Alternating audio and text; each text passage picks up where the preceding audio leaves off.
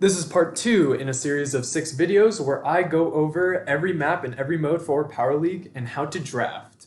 And if you're interested, the other videos in this series that I've finished so far will be linked down below, as well as some changes I made last time will be specified in the actual Reddit posts that I posted on, along with some more additional information. So if you like what you see today, be sure to like and subscribe, and without further delay, let's get into it. So, the first map we have here is Sneaky Fields, and I'd say this is probably the most typical Brawl Ball map that we have, and it's still kinda atypical, right? Because it's all bushes and it's all defined by close quarters combat with some other niche strategies mixed in, but it is mostly close quarters combat. So, of course, we're going to have the mainstays like Janet, Carl, and Bonnie, who are almost always going to be good in Brawl Ball, and I'm pretty sure they are labeled as S tier on every Brawl Ball map.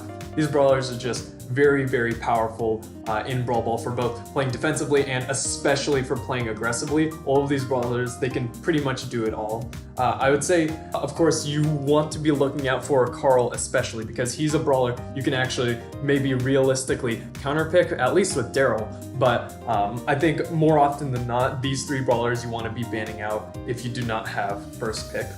Some other brawlers include other brawlers that are actually very good at close quarters combat or preventing better close quarters combat brawlers from succeeding. So close quarters combat brawlers like Max, Ems, Gale, Leon, all very good on Sneaky Fields because they can sneak up using the side bushes, or in the case of Leon or Max, they can use the middle since they have a lot of range, and in Leon's case, he can place a lollipop drop to get some more cover. Both of them are able to sneak up into the mid bushes and then they can play Slimy. So getting control of the middle bushes is the name of the game.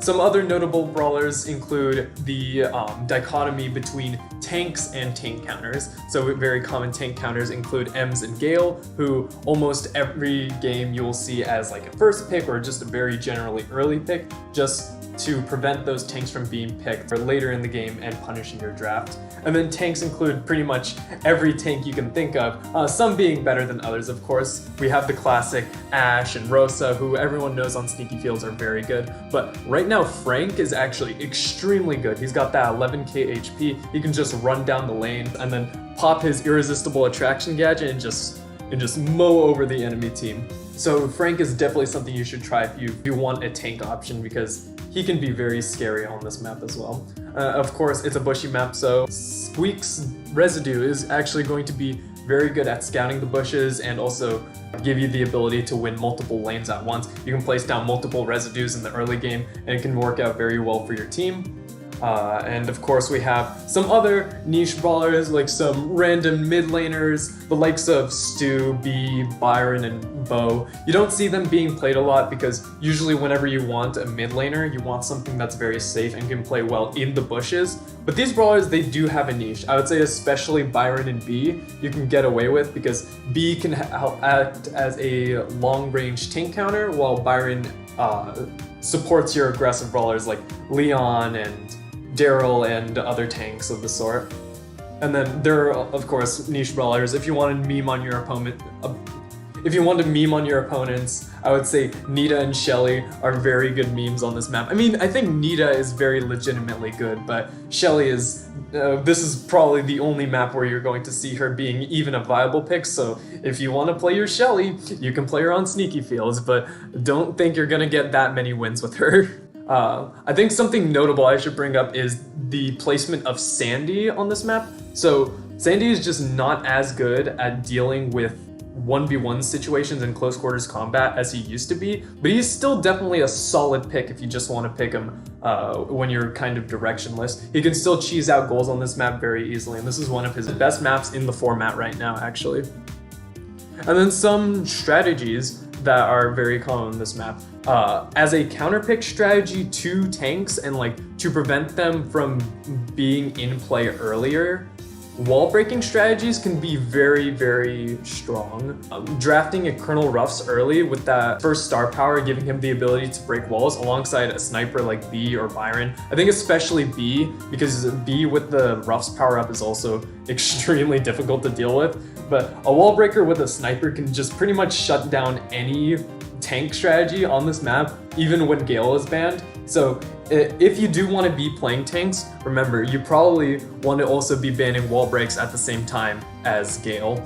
And then, of course, Max on a close range map is also going to be very good, beefing up those brawlers like Sandy and Ems, who can run down the lanes with their supers or with their CC and just melt opponents, or just play slimy in the mid, get control, get free goals.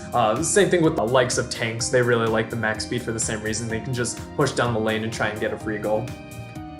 So remember, with Sneaky Fields, you want to be playing for mid control and trying to get control of the middle bushes as fast as you can and without losing too many teammates in the process. The next map is Backyard Bowl, which is actually a newcomer to this season of Power League. And I think it is a very infamous map, because people know it for being a very slow-paced map. You have to get a team wipe in order to get a goal, as long as you don't have a wall break. It can be very passive at times, and I think 90% of games will go to overtime, and like half of your games will be a tie. So this map can be a real slugfest, but there are options in this meta to get over that sort of slow gameplay if you're interested. However, before that, we of course have the standard picks. Of course, we have the big three in this meta. The Carl, Bonnie, and Janet, of course, are going to be very good on this map. They can play defensively, they can play aggressively, especially they can play aggressively, which is something that's very useful on a map as slow as Backyard Bowl. Carl is super dangerous. I'm pretty sure Carl and Bonnie, just because they're like these ranged assassins, are just completely insane on Backyard Bowl, and you should be prioritizing them every game. But as long as you remember that, you probably should be fine banning them out, picking them as fast as you can. Simple stuff. The likes of Crow and Max, they have that little counter relationship with each other. Crow countering out Max, and Crow also giving synergy to sniper brawlers, both very, very valuable tools on Backyard Bowl. Max is just a safe pick that doesn't really lose to anything except for Crow, and also can beat those long-range brawlers that are not attuned to dealing with aggression. She even has her own synergies, so Max can be a very valuable first pick as well. And then there's Leon, who is classically very strong on these ranged Brawl Ball maps, and that's because with the lollipop drop, you can just set it behind your walls, buff up your long-range brawlers. They're suddenly way more dangerous than the enemy long-range brawlers because they don't have the invisibility, and then once he gets a super, he can get goals, or he can get just free pressure, and they can control, and he can be also very, very hard to deal with when trying to break out of the spawn trap. So Leon is definitely something you should be looking out for on this map. And then you have other long-range brawlers that you would expect from Brawl Ball, the likes of Lola, Byron, Bo, Spike. If you're aware with the last meta's Pinhole Punt, it's also very similar meta to Pinhole Punt last season. And then we have some other interesting options. So Stu is very good at dealing with those very passive brawlers. So that's something I was talking about, how in this meta, there are options to break through that passive meta. And some of those include the likes of Stu, and then we have tank options like those ranged tanks like Daryl and Fang.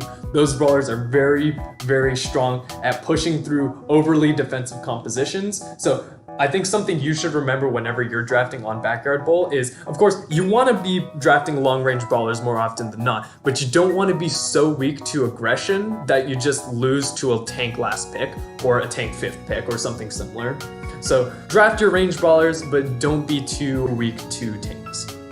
And apart from that, so Stu is one of those aggressive brawlers, but then we also have some tank shredders slash ranged brawlers like Pam, B, and Penny can also do very well at preventing aggressive play while themselves being ranged brawlers. Penny also notably is very good in a passive matchup.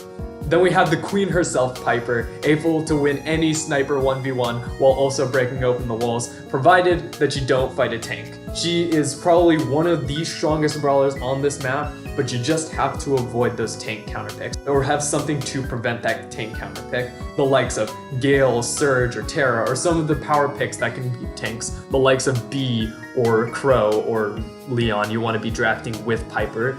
Most of the time you don't want to be picking Piper alone, even though she's so strong. Of course, we have Squeak, who's a classic, very powerful last pick, and then other ranged brawlers slash snipers like Bell, or Brock, or Mr. P, or Sprout. These brawlers that are very good at dealing with low HP targets. And then, of course, we have some other random brawlers. You can play other tanks, or you can play some other high DPS ranged brawlers, the likes of Lou, 8-Bit, or Amber, even Otis if you're really up to that. There are some other options, but mostly you want to be sticking to that brawlers that are long range, but they don't instantly lose to aggression. That's kind of the game of chicken you want to play on Backyard Brawl. And then some synergies we have, of course, we have Byron synergies. So Byron being a ranged brawler that can heal his teammates at a distance, makes him very good at synergizing with those assassins that like to get into the enemy's faces. They can stay in their aggressive position when they're getting healed. Max is of course good here, as she's just an insane brawler on this map in general, but she also really likes those brawlers that can, when they get their super or when they get their high HP in an aggressive position, she can push them forward and they can pretty much get goals even whenever they don't team wipe. So these high HP brawlers, or these brawlers with very strong supers, can be very good max synergy brawlers, just depending on the situation, because of course some of these brawlers like Terra or Jean may not be that great.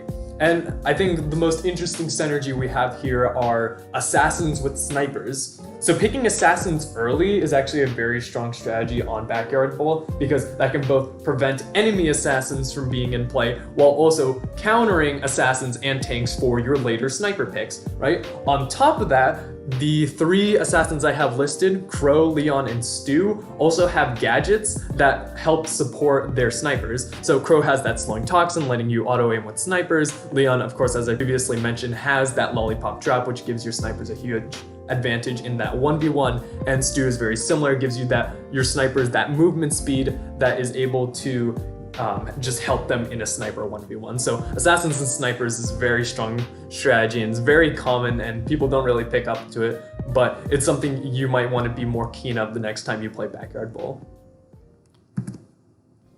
And then the last map is a newcomer, Off the Line. And whenever I first saw this map, I kind of didn't understand it, but I'm pretty sure this map is just very similar to Super Stadium, and it just looks weird, right? Because obviously we have those corner spawns you want to be looking at, especially for that right lane. Brawlers that can just run up their like long bush can just like get really easy cheese goals. So you want some really good defense on this map. The likes of tanks or brawlers that can abuse speed gear can be really dangerous on this map.